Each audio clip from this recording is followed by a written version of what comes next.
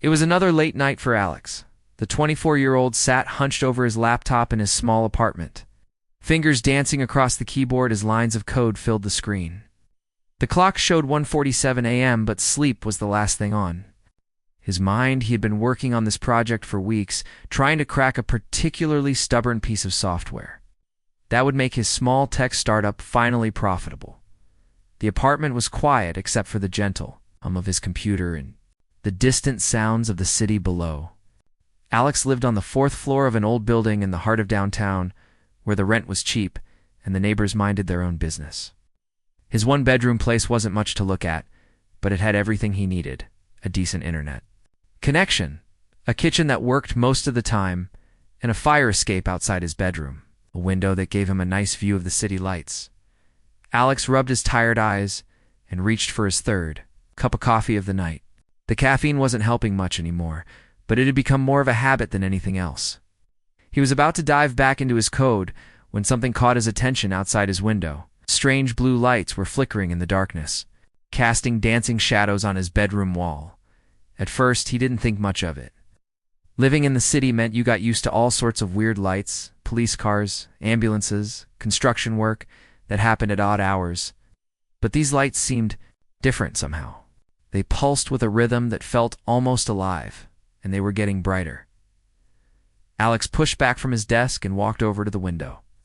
Curious, despite his exhaustion, the lights seemed to be coming from somewhere above his building, but when he looked up, he couldn't see their source. The night sky looked normal. Well, as normal as it ever looked in a city, where light pollution blocked out most of the stars. He was about to return to his work when he heard it, a soft thud on the fire escape outside his bedroom window. The sound was followed by what sounded like someone struggling, small grunts of effort, and the scraping of metal against metal. Alex's heart rate picked up. His building wasn't exactly in the safest neighborhood, and the fire escape had always seemed like an easy way for someone with bad intentions to get to his window. He grabbed a baseball bat from beside his bed, a precaution his mother had insisted on when he moved to the city, and cautiously approached the window. What he saw made him question whether he was more tired than he thought. A young woman was clinging to the fire escape railing, trying to pull herself up onto the small platform outside his window. But this wasn't some random person trying to break in. Her clothes looked like nothing he had ever seen, an outfit that seemed to be made of some kind of metallic material that caught in impossible ways. The woman appeared to be injured. Even in the dim light, Alex could see a cut on her left arm that seemed to glow with a faint blue light. She was breathing heavily, clearly exhausted, and struggling to maintain her grip on the railing. But it was her eyes that made Alex forget all about calling the police. When she looked up and saw him watching through the window, her eyes met his, and they were unlike anything he had ever seen. They seemed to shimmer with a silver light, as if someone had captured starlight and put it behind her pupils. For a moment, they just stared at each other through the glass. The woman's expression was a mixture of desperation and something else. Hope, maybe. She mouthed something he couldn't hear through the window, and then gestured weakly toward the latch. Alex's rational mind told him to step away from the window, to call the police, to do anything except what he was about to do. Something about the woman's eyes. Something about the way she looked at him with such trust, despite being a complete stranger, made him reach for the window latch. The cool night air rushed into his apartment as he opened the window. The woman immediately began trying to climb through, moving awkwardly because of her injured arm. "Wait, let me help," Alex said, setting down the baseball bat and reaching out to steady her as she climbed inside. Her skin was warm to the touch, but there was something different about it, a subtle texture that felt almost like silk. As soon as she was safely inside his apartment, she collapsed onto his bed, breathing heavily. "Thank you," she said, and her voice was perhaps the most surprising thing yet. Alex couldn't place. It wasn't quite an accent, more like she had learned the language from books rather than from speaking with people. "Who are you?" Alex asked, keeping his distance, but ready to help if she needed it. "Are you hurt? Should I call an ambulance?" The woman looked up at him, and again those impossible silver eyes met his. My name is Luna, she said slowly, as if testing each word. No, please don't call anyone. I'm not from around here. What do you mean, not from around here? Alex asked, though part of him was already beginning to suspect the answer would be something he wasn't prepared to hear.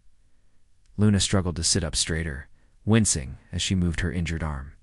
I mean, I'm not from this world, she said quietly. I'm from a place very far away, and my ship ... There was a problem. I had to find somewhere safe to land, and your window was the first one I saw with light inside. Alex stared at her, waiting for the punchline or some sign that this was an elaborate prank, but Luna's expression remained serious.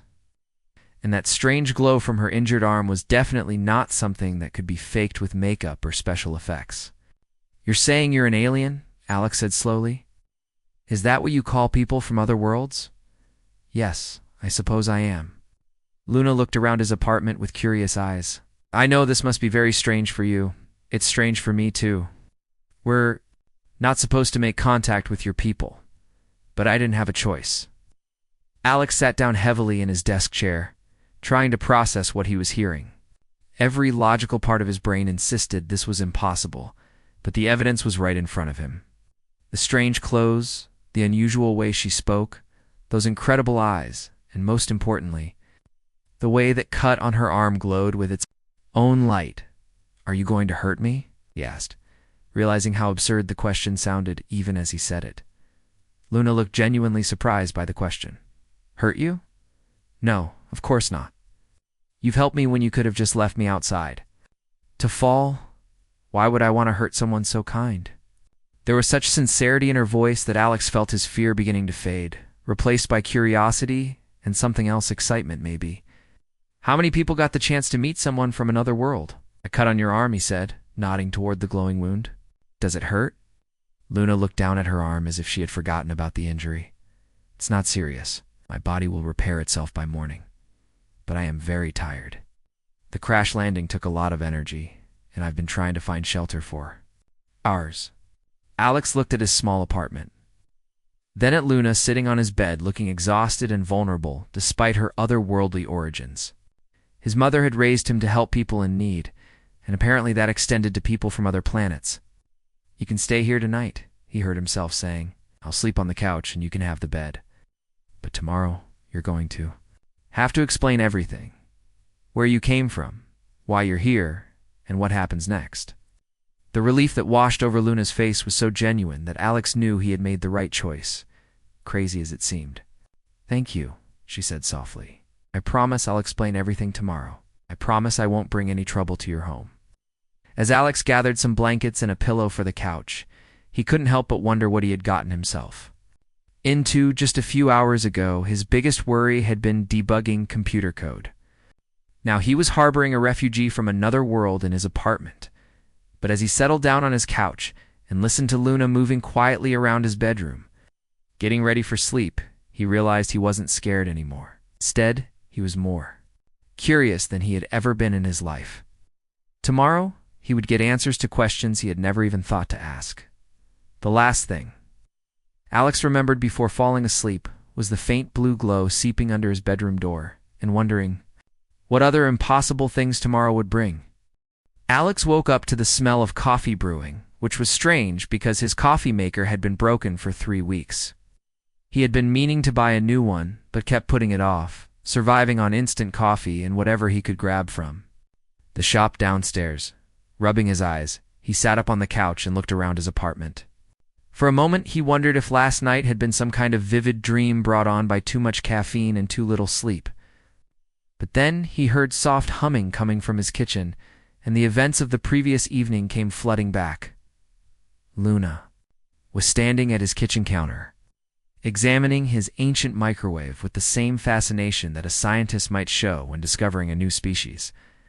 She had somehow found one of his old t-shirts to wear over her strange metallic clothing, and her long dark hair fell in waves around her shoulders. "Good morning," she said, when she noticed he was awake. "I hope you don't mind that I borrowed this shirt. My clothes are, well, they're not exactly designed for blending in with your people." Alex stood up and stretched, still trying to wrap his head around the fact that there was an actual alien in his kitchen making coffee. It's fine, he said, walking over to where she stood. How did you fix the coffee maker? Luna smiled, and Alex noticed that when she was happy, those silver eyes seemed to sparkle even more brightly. Your machine wasn't broken, she explained. It just had some connections that had come loose over time. I tightened them up a bit. Alex stared at the coffee maker, which was now not only working but seemed to be brewing faster and more quietly than it ever had before. How did you know how to do that? Technology is technology, Luna said with a shrug. The basics are the same everywhere, even if the materials and methods are different. Your people are quite clever, actually. This machine is simple but effective. She handed him a cup of coffee, and Alex was surprised to find it was the best coffee he had ever tasted from his own kitchen. Did you do something to the coffee too? I may have adjusted the water temperature slightly, Luna said, looking a bit embarrassed. I hope that's okay. I have trouble sitting still when I'm nervous, so I tend to fix things. Alex took another sip of the amazing coffee and grinned. If being nervous makes you improve everything in my apartment, maybe I should try to keep you nervous? Luna laughed, a sound like wind chimes in a gentle breeze. I don't think that would be good for either of us. As they sat at his small kitchen table sharing breakfast, Alex found himself stealing glances at Luna. In the morning light, she looked more human than she had the night before, but there were still small details that reminded him she was anything but ordinary. The way she moved was too graceful, like she was floating slightly above the ground instead of walking on it. Her skin had a subtle luminescence, as if she was lit from within by a soft light. Tell me about where you come from, Alex said, genuinely curious. Luna's expression grew thoughtful. My world is called Etheria, she said slowly. It's much smaller than Earth, but older. We've had thousands of years to learn how to live in harmony with our planet instead of fighting against it. She gestured toward the window, where the morning sun was streaming in. Our sun is different too, cooler and more gentle. That's why bright lights sometimes hurt my eyes here. Everything on Earth is so intense. What's your world like? Alex asked, leaning forward with interest. Luna's face lit up as she began to describe her home. The cities grow from the ground like trees, reaching toward the sky but never blocking out the light for the plants below. We learned long ago that technology and nature don't have to be enemies. Our buildings are alive in a way they help clean the air and provide homes for the creatures that share our world. Alex tried to imagine cities that grew like forests. Technology that worked with nature instead of destroying it. It sounds incredible, he said. It is, Luna said softly. But sometimes I felt different there. Most of my people are content to live peaceful lives, but I was always curious about what lay beyond our world.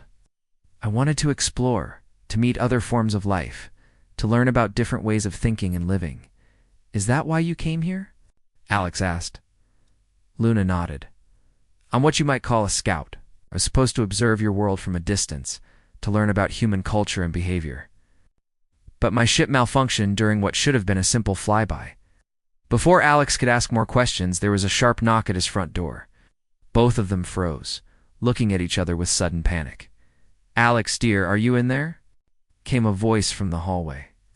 It was Mrs. Chen, the elderly woman who lived in the apartment next to his. She was sweet but incredibly nosy, and she had a habit of dropping by at the worst possible times. Hide, Alex whispered to Luna, but she looked confused. Hide where? She whispered back. The knocking came again, more insistent this time. I heard voices, Alex. I know you're home. Just a minute, Mrs. Chen, Alex called out, his mind racing. Luna couldn't just disappear, and there was nowhere in his small apartment where she could hide effectively. You'll have to pretend to be.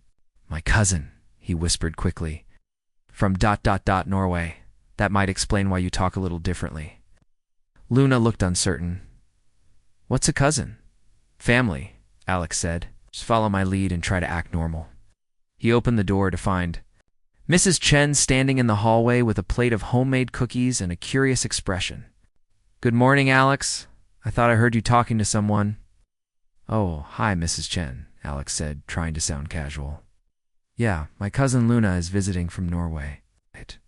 She just arrived last night. Mrs. Chen's eyes lit up with interest. A cousin. How wonderful. May I meet her? Before Alex could think of a reason why that wouldn't be possible, Luna appeared beside him at the door. She had somehow managed to make herself look more ordinary.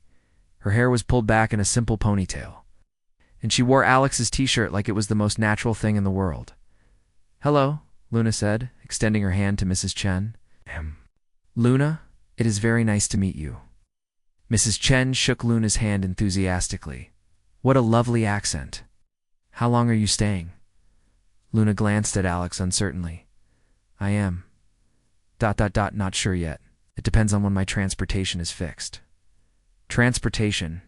Mrs. Chen asked. "Her car broke down." Alex jumped in quickly. "She's waiting for parts to be shipped in." "What a shame," Mrs. Chen said sympathetically. "Well, you're welcome to stay as long as you need, dear. Alex is such a good boy. He'll take good care of you." Luna smiled genuinely. "He has already been very kind to me." After Mrs. Chen left with promises to bring more cookies later, Alex closed the door and leaned against it with relief. "That was close," he said. "She seems very nice," Luna said thoughtfully. "Is she typical of human neighbors?" Alex laughed. "She's definitely typical of something, but I'm not sure what." As the day progressed, Alex found himself constantly amazed by Luna's curiosity about the most ordinary things. She spent 20 minutes examining his toaster, fascinated by how humans had created a machine for the sole purpose of heating bread. She was delighted by his houseplants, talking to them in a language that sounded like music and somehow making them seem more vibrant and alive. But it was when she helped him with his computer programming that Alex realized just how different her mind was from any humans. She looked at his code for less than 5 minutes before suggesting a completely different approach that solved problems he didn't even know he had.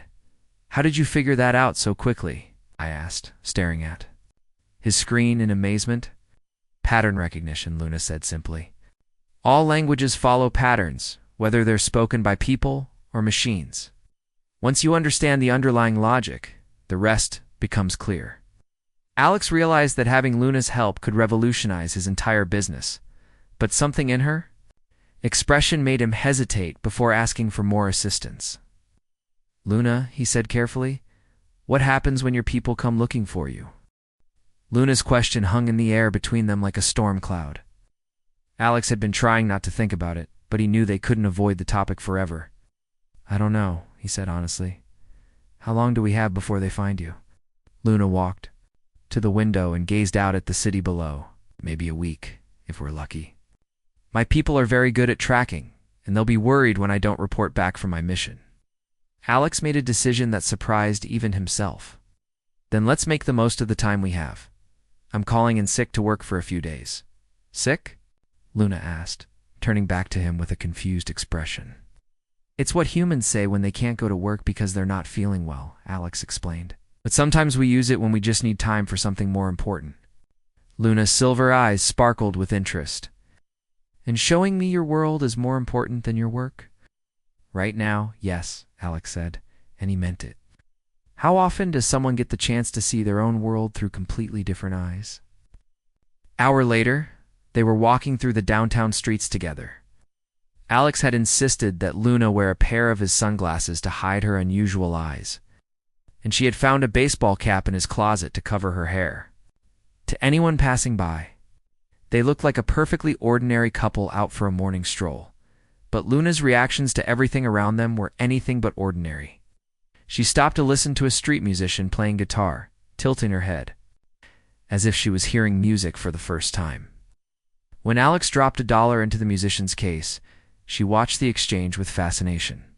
"He creates beauty with sound, and you give him resources in return," she observed. "It's a fair trade." "That's one way to look at it," Alex said, smiling at her perspective. At the farmer's market, Luna was amazed by the variety of foods available. She picked up an apple and examined it closely, running her fingers over its smooth surface. The world we grow our food differently," she explained quietly to Alex. "Everything is cultivated to be perfectly nutritious, but we've lost some of the ... personality that your foods have?" "Personality?" Alex asked. "This apple is slightly lopsided, and it has a small mark here on the skin. In a laboratory, those would be considered flaws. They make it unique, individual, beautiful in its imperfection. Alex had never thought of an apple as beautiful before, but seeing it through Luna's eyes, he began to understand what she meant.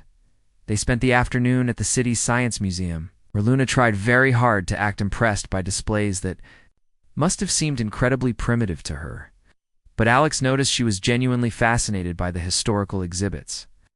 "Your people have such a complex relationship with discovery," she said, as they stood in front of a display about early space. "Exploration.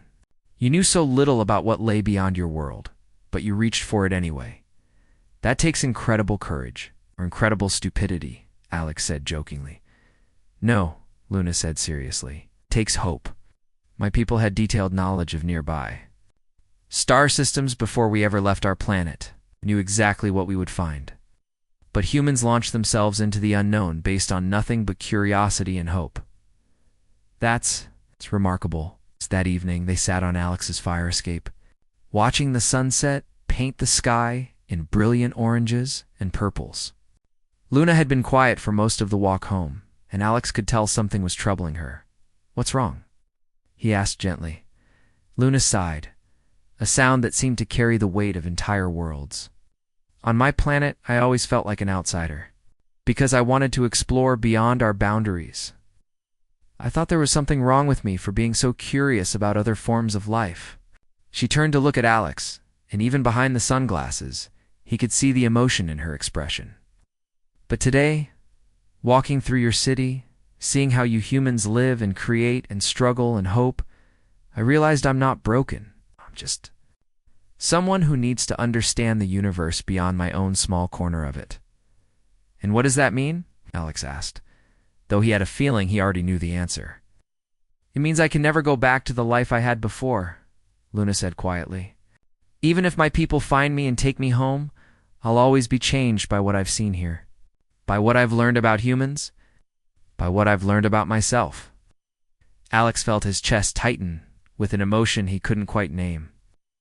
"Luna, she reached over and took his hand, and Alex was amazed by how right it felt. Her skin was warm and soft, with that same subtle texture he had noticed when he first helped her through his window. "You've shown me something I never thought I'd find," Luna said softly. "Someone who understands what it's like to feel different, to want more than what everyone expects you to want." Alex squeezed her hand gently.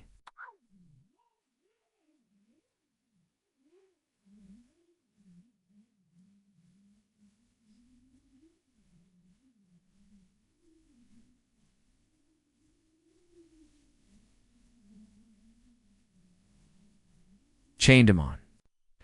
"You've made me see my own world like it's magic, when I'd forgotten it could be anything more than just ... ordinary." They sat in comfortable silence for a while, watching the city lights begin to twinkle on as darkness fell. Alex found himself studying Luna's profile in the dim light, the way her hair caught the glow from the street lamps below, the gentle curve of her smile. "Luna," he said finally, his voice barely above a whisper. She turned to look at him, and something in his expression made her remove the sunglasses. Her silver eyes reflected the city lights like stars. "Yes." Alex felt his heart racing as he leaned closer to her. "I know this is crazy, and I know we've only known each other for 2 days, but ... but what?" Luna asked, her voice soft and encouraging. "Think I'm falling in love with you?" Luna's breath caught, and for a moment those incredible eyes grew even brighter. "Alex," she whispered, "I don't think humans and my people experience love the same way.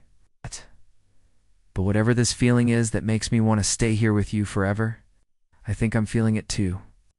When their lips met, Alex felt a warmth spread through his entire body. It was like touching starlight, like holding a piece of the universe itself. He had kissed other people before, but nothing had ever felt like this. As if the world had suddenly become larger and more beautiful and full of infinite possibilities as they separated. Alex noticed that Luna's skin was glowing softly, tiny. Points of light dancing across her arms and face like bioluminescent stars. "Does that always happen when you... Alex started to ask, then stopped, not sure how to finish the question. Luna laughed, a sound full of joy and wonder. "Only when I'm feeling something very, very wonderful. But their moment of happiness was interrupted by a sudden sharp beeping sound. Luna's expression changed instantly from joy to alarm as she reached into the pocket of her borrowed clothes and pulled out a small, crystalline device that pulsed with urgent red light. "What is that?" Alex asked, though he already suspected. "The answer wouldn't be good?" "It's my emergency communicator," Luna said, her voice tight with worry. "My people have found this area. They're close, Alex. Much closer than I thought they would be this soon." She looked at the device again, and her face went pale. "And they're not alone. There's another ship with them, one I don't recognize." Alex felt his stomach drop. "What does that mean?" Luna looked up at him, and for the first time since he had met her, he saw real fear in those silver eyes. "It means our time just ran out." The red light on Luna's device pulsed faster, and Alex could see panic growing in her silver eyes. She quickly grabbed his hand and pulled him up from the fire escape. "We need to move now," she said urgently, leading him back through his bedroom. "Window. Pack only what you absolutely need. Can't stay here." Alex's mind raced as he threw some clothes into a backpack. "Where can we go? If your people can track you, won't they find us anywhere?" Luna was at his window, peering carefully through the blinds at the street below. "The tracking works through energy signatures. If we can get far enough away from the city, away from all the electrical interference, I might be able to mask my presence for a while."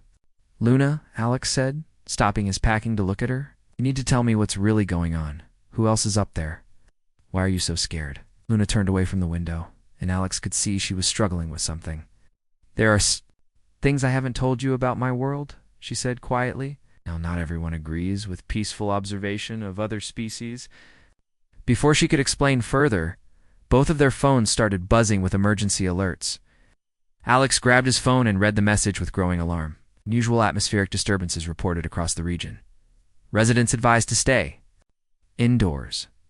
"They're not being very subtle," Luna said grimly. "That means they're not planning to leave quietly."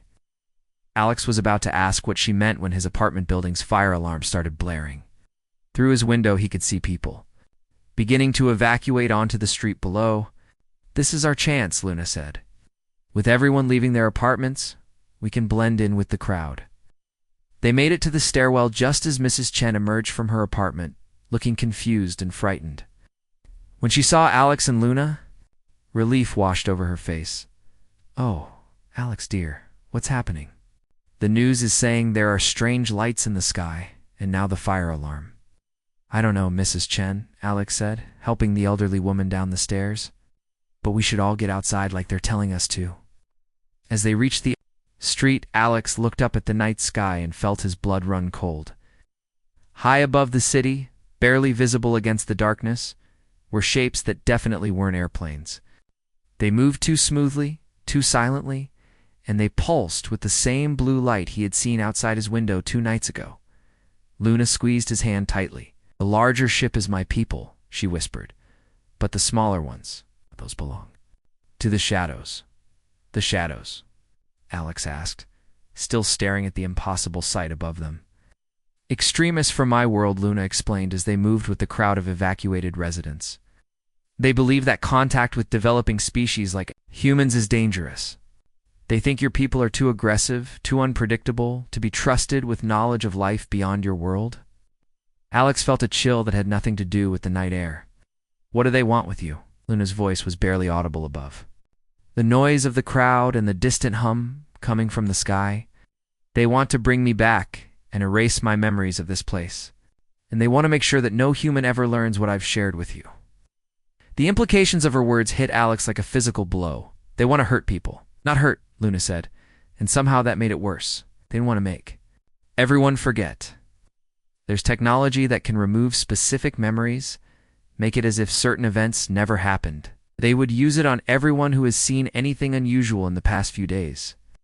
Alex thought about Mrs. Chen, about the street musician from the market, about all the innocent people who might have glimpsed something strange and were now in danger because of it. "We need help," he said suddenly. "I know someone who might be able to help us." Luna looked at him questioningly, but Alex was already pulling out his phone. Dialed a number he hadn't called in months. "Ryan, it's Alex. I know this is going to sound crazy, but I need your help. and I need it right now. Ryan Torres had been Alex's roommate in college and was now working for the National Weather Service. More importantly, he had always been the kind of person who asked questions first and accepted impossible answers later. "Alex, do you have any idea what time it is?" Ains' voice was groggy with sleep. "Ryan, are you seeing the reports about atmospheric disturbances in the city?" There was a pause, and when Ryan spoke again, he sounded more alert. "Yeah, actually. I'm looking at some readings that don't make any sense. The electromagnetic patterns are like nothing I've ever seen." "Why?" Alex looked at Luna, who nodded encouragingly. "Because I know what's causing them, and we need somewhere safe to go. Somewhere outside the city, away from electronic equipment." "Alex, what are you involved in?" "Something that's going to change everything," Alex said honestly. "Can you meet us at the old weather station up in the mountains? The one you showed me last summer?" Another pause. "The abandoned one?" "Alex, that's a 2-hour drive and it's the middle of the night." "Ryan," Alex said, watching as more people pointed up at the sky where the strange lights were becoming more visible. "I promise I'll explain everything when we get there, but right now I need you to trust me." "Fine," Ryan said with a sigh. "But this better be good." Getting out of the city proved to be easier than Alex had expected. With everyone focused on the strange lights in the sky and the emergency broadcasts, no one paid attention to two people getting into an old car and driving away from downtown.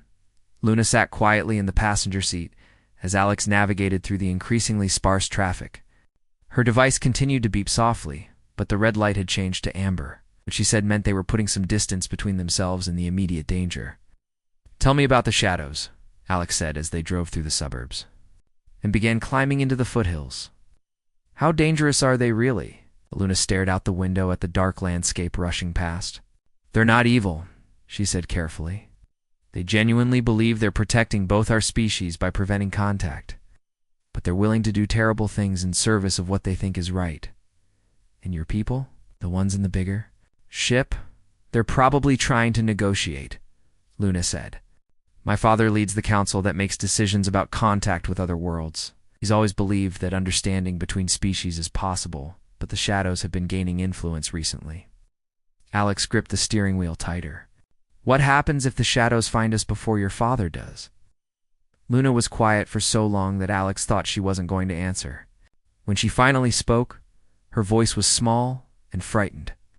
"They'll take me back and make me forget I ever met you," she said. "And they'll make sure no human remembers that life exists beyond Earth. They'll set your people's development back. By decades, maybe centuries." Alex reached over and took her hand. "That's not going to happen. How can you be so sure?" Alex squeezed her hand gently, feeling the warmth and that strange, wonderful texture of her skin. "Because some things are worth fighting for. Because I think your father didn't send you here just to observe. I think he sent you here because he hoped you'd find exactly what you found." Luna looked at him with surprise. "What do you mean?" "I think he hoped you'd find proof that humans and your people could understand each other, that we could be friends. Maybe more than friends." Alex glanced at her, seeing the silver of her eyes reflecting the dashboard lights. "I think you're not just a scout, Luna. I think you're an ambassador." Before Luna could respond, her device started beeping frantically, the light flashing red again. She looked down at it with alarm. "They've found our trail," she said. "Both groups. And Alex... they're moving fast." The old weather station sat on a rocky outcrop overlooking the valley, its abandoned equipment casting strange shadows in the moonlight. Alex parked the car behind the building just as Ryan's truck pulled up beside them.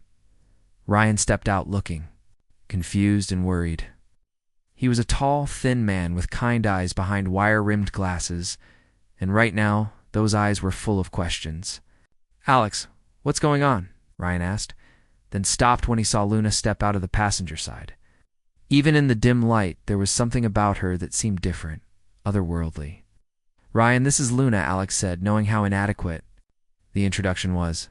"And she's the reason for those atmospheric disturbances you've been tracking." Ryan looked between them, clearly trying to process what Alex was telling him. "I don't understand." Luna stepped forward, removing her sunglasses so Ryan could see her silver eyes clearly. "I'm not from Earth," she said simply. "My ship crashed." 2 nights ago, and my people have come looking for me. Ryan stared at her for a long moment, then looked up at the sky where strange lights were now clearly visible, even from their mountain location. Those ships up there? ... double quotes. Some are my people, Luna explained. Others belong to a group that wants to prevent any contact between our species. They're willing to erase human memories to keep the secret of our existence. Memory erasure? Ryan asked, his scientific mind clearly struggling with concepts that shouldn't be possible. It's real, Alex said. And if they succeed, no one will remember that life exists beyond Earth. It'll set back human development for generations. Ryan was quiet for a moment, looking between Alex and Luna, then up at the impossible lights in the sky. Finally, he nodded. Slowly, what do you need me to do? Before anyone could answer, Luna's device started screaming with alarms. She looked at it with growing panic. They're almost here. Both groups. And there. They're preparing to engage each other. Alex felt his heart sink. What does that mean? It means my father's diplomatic ship and the shadow vessels are about to start fighting, Luna said, her voice tight with fear. And if that happens, innocent people could get hurt. Ryan had been listening carefully, and now he stepped forward. With a kind of calm determination that Alex remembered from college, the equipment here might be old, but some of it still works. If Luna's ship is really in the area, can we contact it? Luna's eyes widened with hope. Yes, but I'd need to boost my communicator's signal. Do you have anything that could amplify electromagnetic frequencies? Ryan grinned. This place was built to track weather patterns across 3 states. If we can get the old transmission array working, we could probably contact ships on the other side of the solar system. The next 20 minutes were a frantic race against time. Ryan worked to bring the old equipment online, while Alex helped Luna modify her communicator to interface with human technology. It was amazing to watch her work. Her fingers moved across the alien device like a pianist playing a complex piece. And somehow she was able to make it compatible with decades-old Earth equipment. Got it, Ryan called out as the transmission array hummed to life. Whatever you're going to do it now. I'm reading multiple energy signatures closing in on our position. Luna connected her device to the array and began speaking rapidly in her own language. It sounded like music mixed with mathematics, beautiful and complex. As she spoke, the lights on her communicator grew brighter, and Alex could feel the air around them humming with energy. Suddenly, a new voice filled the air, speaking the same musical language. Luna's face lit up with relief and joy. It's my father, she said to Alex and Ryan. He's agreed to land and meet with us directly. Is that safe? Alex asked. Safer than letting the shadows make the first move, Luna replied. The ship that landed in the clearing near the weather station was unlike anything Alex could have imagined. It was elegant and organic looking, like it had been grown rather than built. Soft blue light emanated from its surface, and it touched down so gently that it barely disturbed the grass beneath it. A tall figure emerged from the ship, moving with the same impossible grace that Luna possessed. He was clearly her father. The same silver eyes, the same luminescent skin, but with an air of wisdom and authority that spoke of centuries of leadership. Luna ran to embrace him, speaking rapidly in their musical language. Alex watched the reunion with a mixture of joy and sadness, knowing that this moment might also be their goodbye. After speaking with Luna for several minutes, her father approached Alex and Ryan. When he spoke, his English was perfect, but carried the same unusual rhythm as Luna's. I am Commander Orion, he said formally. Luna has told me much about both of you, and about what she has learned during her time here. Is she in trouble? Alex asked, unable to keep the worry out of his voice. Commander Orion's expression softened slightly. On the contrary, accomplished something that many of us hoped for, but few believed possible. She has proven that meaningful connection between our species is not only possible, but natural. Before Alex could ask what that meant, the air around them suddenly filled with a high-pitched, whining sound. 3 dark ships materialized overhead, their surfaces seeming to absorb light rather than reflect it. The shadows, Luna said quietly, Moving closer to Alex, a new voice boomed across the clearing, speaking in the alien language, but with harsh, commanding tones that needed no translation. Commander Orion responded in the same language, his voice firm but diplomatic. "What are they saying?" Alex asked. "The Shadow Leader is demanding that I surrender Luna for memory modification and that all humans present be subjected to memory erasure," Commander Orion explained. "I have refused." The shadow ships began to descend, and Alex could feel the weight of their presence pressing down on the clearing. But Commander Orion raised his hand, and his own ship responded by projecting a shimmering barrier of light around. "Them, Luna," her father said urgently. "You must choose now. Will you return with me to serve as an ambassador for human-Etherean relations? It will mean leaving Earth, perhaps for years." Alex felt his heart breaking as Luna looked between him and her father. He had known this moment would come, but he wasn't prepared for how much it would hurt. "Alex," Luna said softly, taking his hands in hers, "I have to go. My people need to understand what I've learned here, and humans need someone to speak for. Them in our councils?" "I know," Alex said, though the words felt like glass in his throat. "I understand." Luna's eyes filled with tears that sparkled like liquid starlight. "But this isn't goodbye forever. My father has agreed to establish a communication link between our worlds. We can stay in contact, and when the time is right, when both our peoples are ready, I'll come back." She reached into her pocket and pulled out a small crystal that pulsed with soft blue light. "This is for you. It will let you communicate across the stars, and it will let you know that no matter how far apart we are, I'll always be thinking of you." As Alex took the crystal, he felt a warmth spread through his entire body.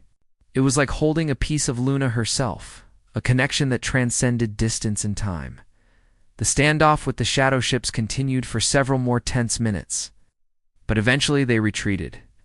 Whether it was Commander Orion's diplomatic skills or the promise of Luna's ambassadorial mission, Alex would never know. As Luna's ship prepared to depart, she kissed Alex one last time. The same bioluminescent sparkles danced across her skin, and Alex knew he would remember that light for the rest of his life.